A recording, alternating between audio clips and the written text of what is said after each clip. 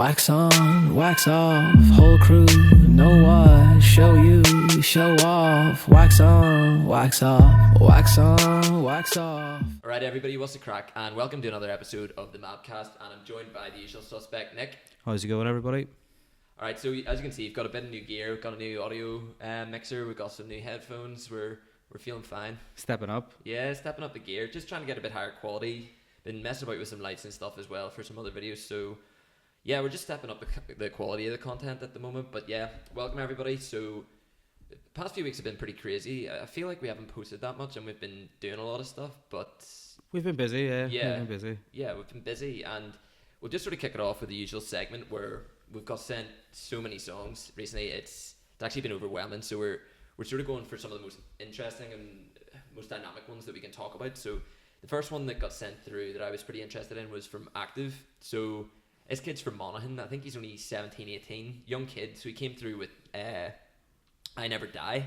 What did you think of it? Initial thoughts? I thought it was alright. I mean, it's a nice tune in the sense that like it's well produced. It's a banging like actual like beat, but there's a lot of Logic influence to it, shall we say? Like, I mean, I think it'd be fair to say he kind of drowns in his influences in this one. He wears his influences on his sleeve, which is maybe a good thing at times, but yeah, I mean, ultimately it is what is like, it's what's popular at the minute. So like, I get where he's coming from in that sense. And like, he flows well, like he flows fast, and then he can break it down. He switches his flow up a bit. But yeah, just it felt just a bit too almost generic in a way. Yeah, a bit like, too derivative almost. Yeah. I mean, don't get me wrong. Like you said, technically he's quite a good rapper. You know, he switches his flow up. The beat's nice. Like it's a clean song, and that's something that a lot of people haven't got at the moment, and they need to step their game up with. Whereas I think it's more the artistry side of this. He needs to maybe find his own lane a bit more and experiment with sounds a bit more, I think. Yeah, definitely. But then I think like once, you know, if he has a full project out, then that'll give him the chance to sort Yeah. of... I mean, speaking of which, he did send me through his EP, so I'll not ruin anything, but you know, it's definitely worth a listen. He sent me that through. How do we listen? And yeah, but again, it's like a coming of age thing. I think as time goes on, you experiment with more styles. Your influences grow as well outside of the genre. So I mean, I'm excited to see where he goes from this, because it's not a bad song at all. It's just there was a corny line. It was I supply the scheme, conquer my dream, coldest Irish rapper in 2019. It's one of them lines that just felt like quite nursery rhyme-esque. You know, it's not great. Yeah. But again, he's got a solid catalogue behind him, some good singles that are doing some numbers on Spotify, and definitely worth checking out that kid. So props to him.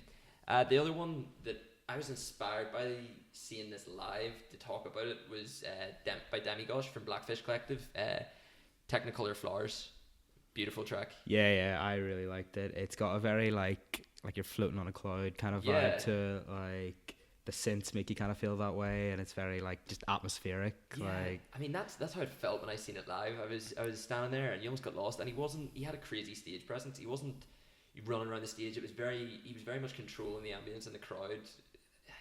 Everyone was just at his will, and he was just swaying as he did it. And the songs almost remind me Beach House very slightly. Yeah, that very, kind of yeah.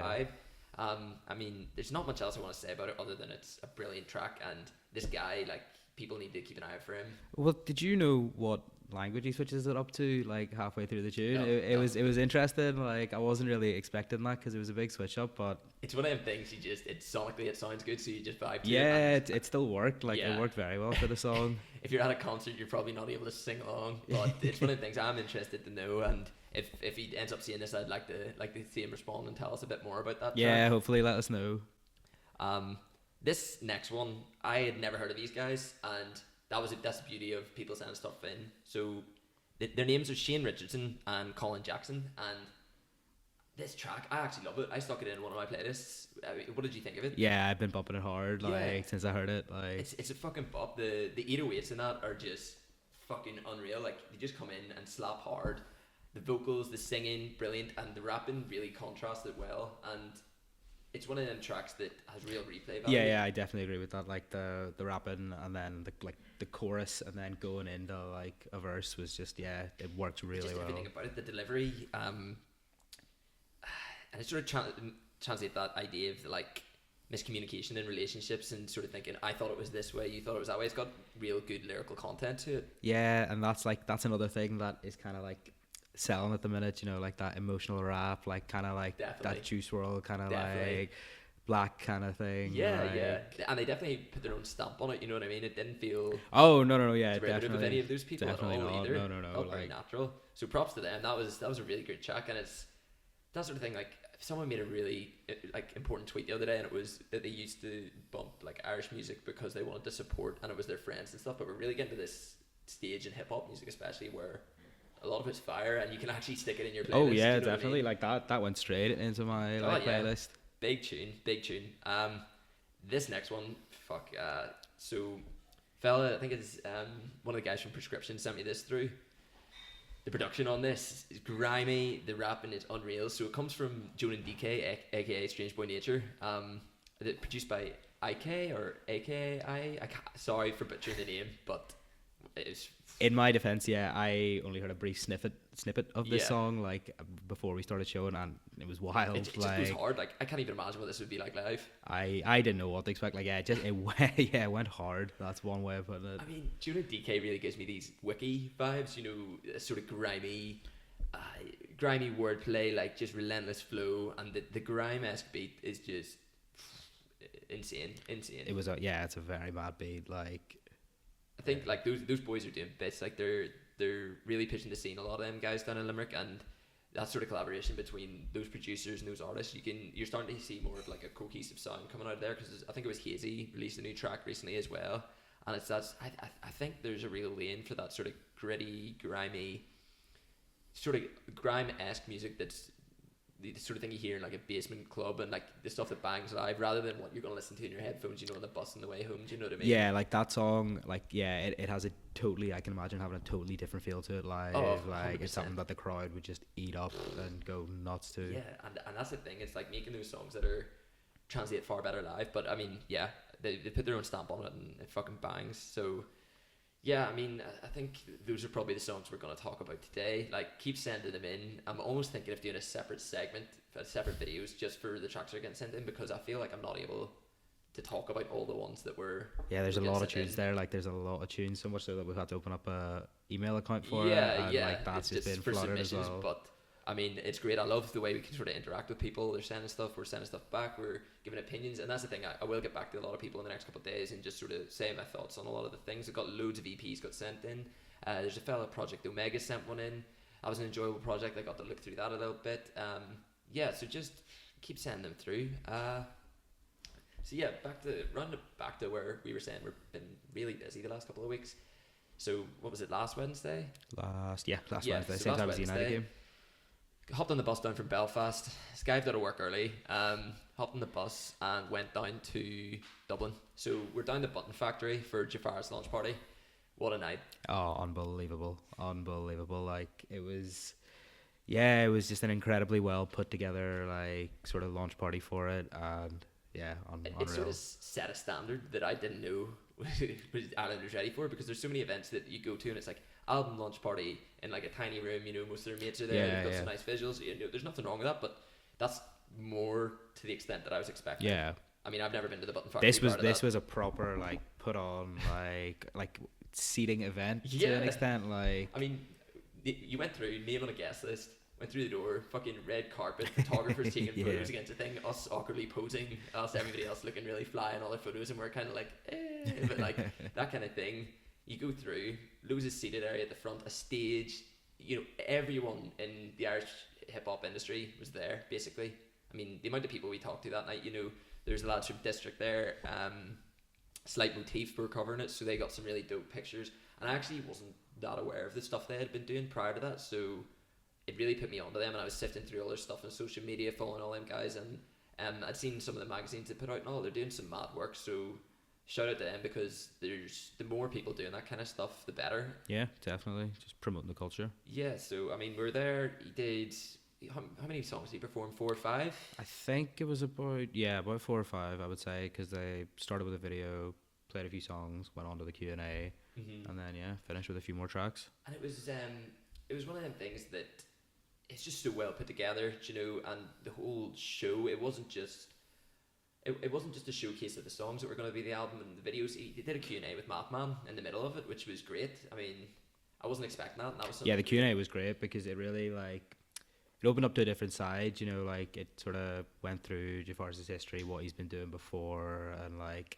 how the influences of the album and all as well, you know, like, making something that would be, like, you know, when he was saying about something that his parents would be able to listen to, and, like, you know, about how he was, like, convincing his parents to get into it and all that, I thought was really interesting. Like, just the influences and stuff like that you're not necessarily aware of, and maybe some of the struggles he talked about, like trying to convince his parents that this was the path for him. Like, that's something that's super difficult, because I mean, music's a difficult career to follow, and it, you know, the industry fluctuates a lot, and you might be hot one day and the next year not. There's no security to it, no. And that was something I actually had listened to quite a lot of the album before. I'd been writing a review for Golden Plec, and I got it a couple of weeks before, and I was just thinking the whole time, I was like so excited for it to actually release. And then when we got the message, like, yeah, come down, get to see it live, just brought this whole other dimension to it. And that's one thing I wasn't aware as well, that he was a dancer before and like an actor. Yeah, well, his thing is, his handle's literally Jafaris the Entertainers, you know what I mean? So yeah, he's got a whole, like, catalogue to him: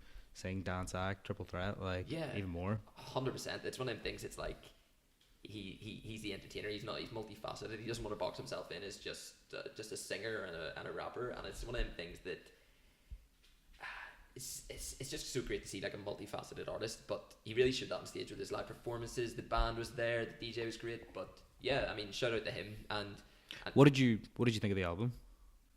What did I think of the album?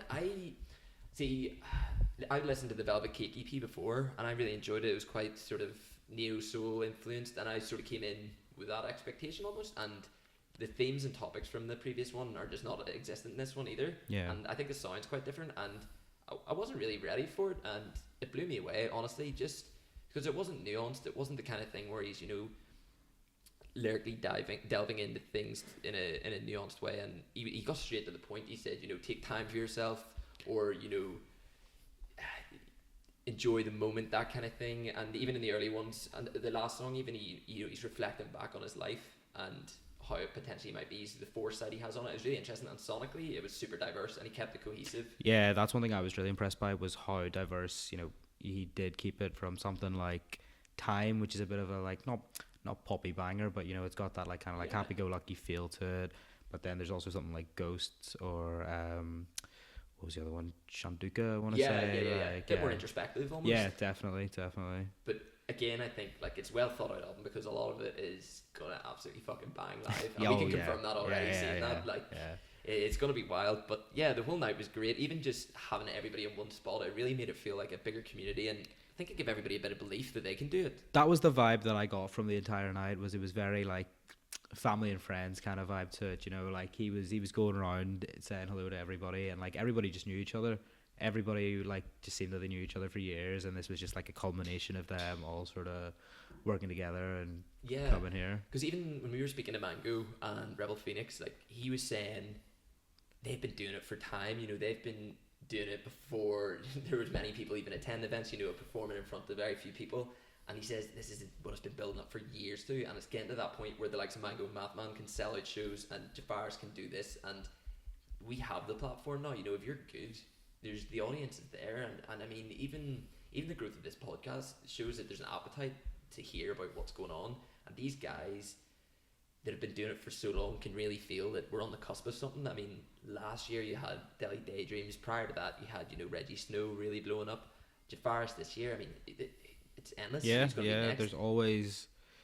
That's the thing I've like kind of noticed, because I wouldn't have really sort of scratched the surface on the Irish scene prior to getting involved in this, and, like, there's just so many artists there that you just think, like, all it takes is one thing, they'll blow up, like, because they've got so many bangers. And I think with Diffusion Lab as well, the way that they've developed these artists is insane, because I know they were involved with Hair Squad as well and helping them develop, and with Jafaris it's been perfect, because you felt like after that Velvet Cake EP, some people were like, right, he's going to blow up, this is going to be it, and they took their time and they really developed the sound, the appearance, his whole image, and it's working now. Like, people are starting to take notice, and it's being patient with that kind of thing as well, and making the rollout perfect, because these singles were teased out over a long time, and the videos are just incredible. Yeah, the videos are Incredible. great. The videos are really, really good.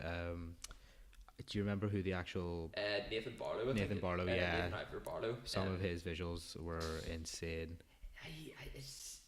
I the first one I'd seen was Found My Feet, and it's just so dynamic and fun. I think they really visually represent what he's trying to do, and that's what he had said. And he's trying to create this immersive world and extend the album out into something more than just a palatable listen. You know, it goes beyond that. But yes, so I mean, big shouts out to him, and again with that Q&A on stage with Mathman, like it was one of them things I felt like he could have his own show. Do you know what I mean? Yeah, Like a Maurice, that type of definitely. show, Yeah. like, I don't know. It was just the back and forth they had, and the questions he was asking were really well thought out, and yeah, it just flowed really naturally. So shout out to everybody there. Great seeing so many people, and I mean, hopefully this is going to happen again this year or next. You know, see someone else blow up and see what happens. Yeah, definitely. So yeah, I mean, I guess the next part we can go into is talking about the Northern Irish scene, because it's something that I've maybe neglected a little bit.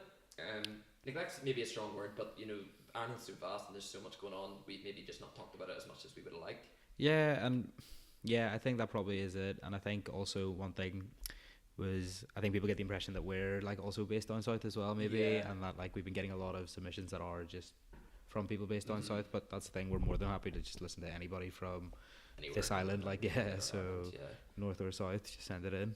100%. And I guess the main difference between the scene in Belfast and beyond in Northern Ireland is that it's a bit more primitive even than down south. There's less nights going on, there's less artists.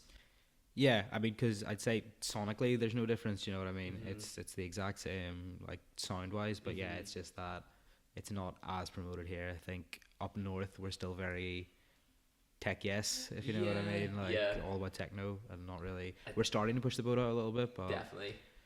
I think for sure, like we don't really have someone from up here that we can look towards maybe as like a role model per se. You know, I mean, there's Bareface from Brockhampton we talked about, but again, I don't think that people straight away go, oh, you know, that hip hop guy. Like he's not the go-to. He's he obviously features in hip hop songs, but he's not a rapper per se. Yeah, he's a producer, and like he's now venturing out. Whereas like you've got the likes of Reddy Snow and all down south. They've kind of set an example of how to do it. Because I'm thinking beyond that, who else is really there?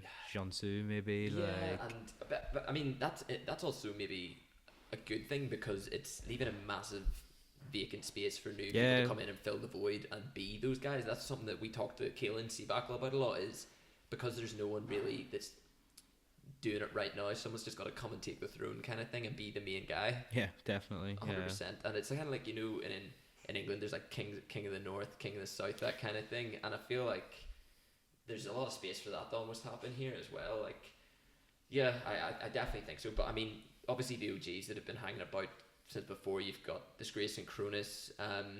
In terms of events, you've got Elixir. Yeah. So I think by the time this is recorded, they would have had a show with Hazy and Gavin Da Vinci going on. So they get some good bookings and showcase some really good Northern Irish talent.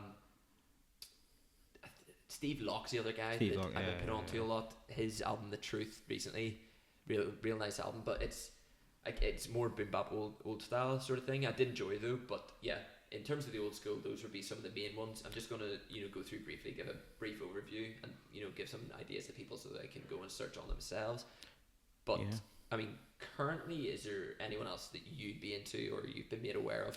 Any bigger groups maybe? Yeah, well, you're talking about all the the old school dons that were there, but there's also like a new wave of ones, especially next gen, that are sort of coming out. And they're like I mean, how many? There's like I think 7 or 8 people under that sort of management label, and I was sort of made aware of them through Jordan Adetunji initially. So he's doing some pretty nice stuff. He's even featured on Grime Daily. He's had a tune, Trophy Girl, it's on there, had like 100,000 plays.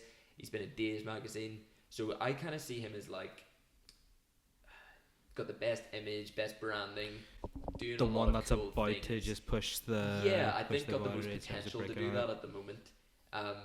Hasn't been releasing a lot recently, but I've heard some of his unreleased stuff and it's good. Like it's really good. I think they're just waiting for the perfect moment to release all this kind of stuff.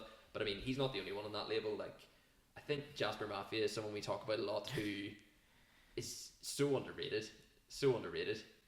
Yeah, I mean, he's from what I've heard, he gives me a bit of that like Post Maloney kind of vibe, which definitely is not like, I'm not saying that in a bad way. It's a very good No, compliment. 100%. Like, and yeah, it's just got that like, I don't know how to describe it. Like, It's almost this. I hate using this term, but like the sad boy, like sort of like in your feels kind of music. yeah, But yeah. in the best possible way. Like it's so atmospheric, it's beautiful, like really encapsulated music. And yeah, like definitely check those guys out. They've got other females that are on their roster. They've got Dina Nuska, Gemma Bradley. Dina Nuska's a MC neo soul sort of stuff. Tanaka, Daniel August, who's got an EP coming out. Yeah, You shout know, out Daniel August. Yeah, he's a good guy. How did we meet him again? It was We met him in a KFC, I think it was, outside of Lavery's. Yeah, like 2:30 in the morning, and he was just a very lovely guy that we ended up chatting to for a bit, shooting the shit about. I mean, that's the best way to meet people, isn't it? Yeah, exactly. Eating Slightly fried chicken blocked when you're very outside drunk. KFC. Yeah. So, yeah, I mean, there's Nostalgic as well. Ryan, who sent through some stuff, brilliant music. You know, that whole roster, they're very well organized. They're adding a bit of structure to what they're doing. Their rollout's really good. Their imaging, their branding's really good. Joe, that manages them, knows his shit. So I feel like if you're going to keep an eye on like a bigger group of people, like I definitely hedge my bets on those guys. In terms of some of the people that are doing stuff more independently, Leo Miyagi, he's doing some good shit as well. Yeah. Has he got a show coming up recently? You're right, yeah. So Plain Sailing, who do a lot of showcasing of music, all different genres, are putting on an album launch for his recent album, Bluebird. Really great album. He mixed it all himself, mastered himself, produced a lot of the stuff. Is a rapper, does a little bit of melodic singing and stuff. Like he's someone I've known for a while, and he really puts in a lot of work, and it's definitely worth checking out his stuff. That sort of old school East Coast vibe. He hates me saying that, but he does have that to him. I think that sort of Souls of Mischief sound definitely sort of resonates in his music. But yeah, I mean, those are some. You've even got producers. There's obviously we had Seabackle Yeah. on the previous episode, and I think he's one of the biggest producers at the minute doing it in that sense. Well, representing NI in that sense as well, because I mean, we talked again about some other ones. You got your man Mateo we talked about, and one of my personal favourites is your man Pete Bryan from Soft Boys. Yeah. Some of his beats are incredible. Some of the hip hop influence stuff is great. So shout out to him. And yeah, the producers, I feel like we're really doing well at the moment with some of them. Jack Bashful as well. Jack Bashful, he's a rapper as well. And that latest song, he had sort of like a Brazilian South American influence beat, and he had Daz on it as well. That was fucking fire. So you check out him. I mean, there's so much to go on in terms of like events as well. We've got Elixir, obviously, that we mentioned earlier. so like we've got Elixir creating a space. That's where I seen Demigosh, and we seen it's Nath Magada, and his sister as well. Yeah, and his sister runs it. So there's not many showcase events, and that's something we're still looking to get into. But you know, it's getting these people doing it early, pushing the culture. That you need more people doing that kind of thing. And I mean, I don't think we could do this without mentioning Kneecap. Like, those guys are just fucking wild. You were at the Empire gig, weren't you? That gig was honestly the most mental thing I've ever been in my entire life. Like, it was kicked off with Jay Yellowell, who's spitting bars, you know, and I thought, whoa, this guy's a great performer, he's doing really well, everybody was loving it. And then I was like, oh, it'll probably get a wee bit better from here, if anything. And Jesus Christ, lads run out, shirts off, crowd surfing, bottles of Buckfast down them. The whole crowd shouting Chucky or La, and the staff just didn't know what to do. They were just turning around and looking at each other. Yeah, because Empire as well isn't really known for that kind of a gig either, so I can't imagine the staff would have known. Put it this way, they'll never play there again. I mean, the night before, I think it was like Prince William and Kate were pouring pints, and then they're sitting shouting fuck the Queen and all this stuff. Like, it was wild. It made the major newspapers, and like people were saying, oh, if you don't be doing this if you don't want to be on the news. And it's like, well, actually, we do want to be in the news. This is the best type of publicity we could have. So yeah, they handled that well. Like, I don't know, it was, their whole response was like an Instagram video of one of them just, you know, flipping off the camera, like just everything they do, like the energy they bring. And I'm gonna be honest, I think some people maybe took them as like gimmicky before, but make no mistake, their rapping is unreal, and the way they sort of go from Irish to English and switch up their flows, and the beats from DJ Provo and all, fucking fire. Everything about them is so well put together. Their visuals are great, and I imagine they're just going to kill festivals the whole summer. Do you know what I mean? Oh yeah, could definitely see that. And like, there's one other guy called Hyphen that I've been keeping tabs on from Derry, so further aside from Belfast.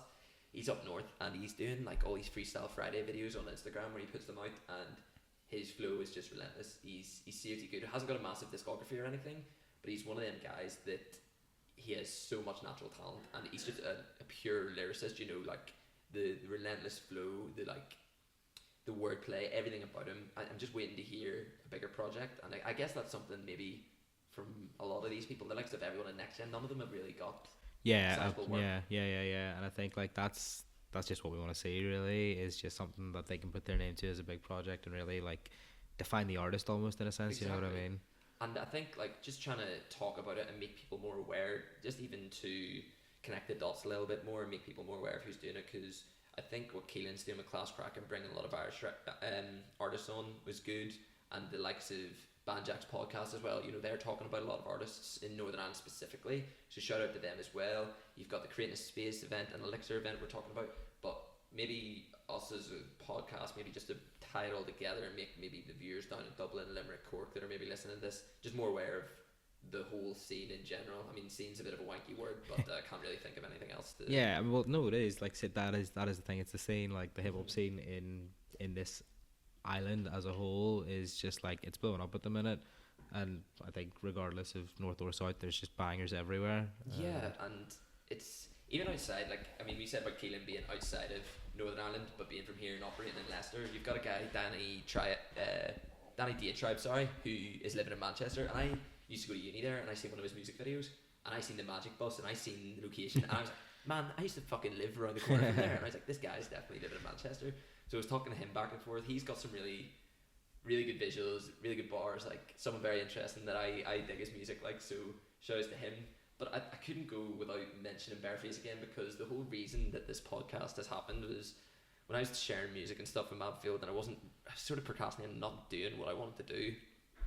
I was watching an interview with a comedian called Aaron McCann. So he was interviewing Bareface, and he was based in America, and the way he was talking, and it was just sort of like talking about Northern Ireland and all the things going on, and the sort of more laid back nature to it. I was like, well, that's what I want to do. And like, he was funny as fuck, and the interview was really interesting. I just thought, you know what, I'm gonna just talk shite to people and do a podcast though. Like, shout out to him, that's a bit random, but like, yeah, like this guy sort of really pushed me to want to do that. Yeah, and I think like, Bareface is like, I've always known Bareface. Like, I've known of Bareface for the past sort of like 7 years or so, because he was always pushing stuff out on Majestic Casual, and I was always kind of in a wave at that point when I was like 17, 18 of just listening to that sort of stuff. And then like, I sort of not evolved my music in a sense, but like I was just listening to more like just standard rap and things like that. And you put me on Brockhampton, and then you told me there's a guy from Northern Ireland on it, and I looked at it and like it was Bareface, and like it was like two worlds colliding almost, like, because it was completely different music to what I was listening to, and now there it is. Beats. I remember you showed me the beats before, and it was all like that pitched vocalization over like the mad sort of I don't know, electronic stuff, and the stuff he's doing with them is nothing like that whatsoever. It's absolutely nothing like that. Like this, like what he was doing back in the day was literally like pitch vocals, but like running hi-hats and all, like still sticking a little bit to hip-hop, but not really. Like it was 808s and running hi-hats and things like that, but it was a lot more melodic and a lot more like not vapor wavy, but like, you know, it's got that sort of like tone to it, almost ambient kind of feel to it. Like, yeah, definitely.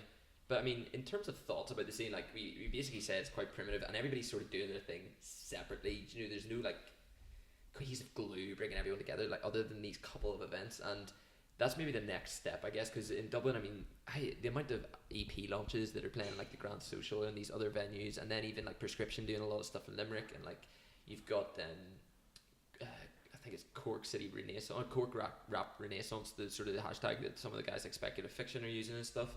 Cutting Heads Collective down in Cork as well. You know, it's a bit more organised stuff, and I guess that's what the next step for stuff in Northern Ireland is, because there's no lack of talent. Like, we've spoke to Leo and stuff before, we've heard his music, it's great. We spoke to Keelan, his music's great. Kneecap's obviously doing their thing, but they're pretty much in their own lane. It's like just a bit more of a community feel. I think will really push it all forward. Yeah, definitely, because I think that's probably what we're lacking up north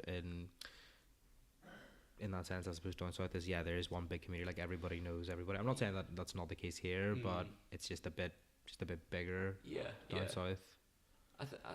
Yeah, I'm inclined to agree, but I mean, I think we're just a couple of years behind, and maybe more like more people from south and north sort of working together. We'll see a bit more coming through, but I mean, that's pretty much all I wanted to say on it. Is mainly just to highlight what's going on, to let people know who to go looking for initially, and hopefully find some other artists.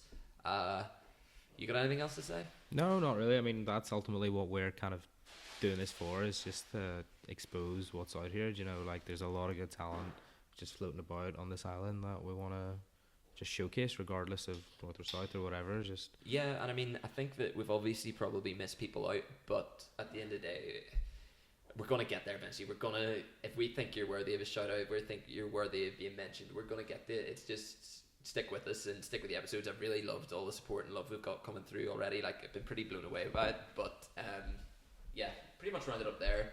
Thanks for listening, everybody, and also leave a like and subscribe. And I'm gonna say all these things because I always forget to, but yeah, really appreciate all you guys tuning in. So catch us next time. see you later, folks.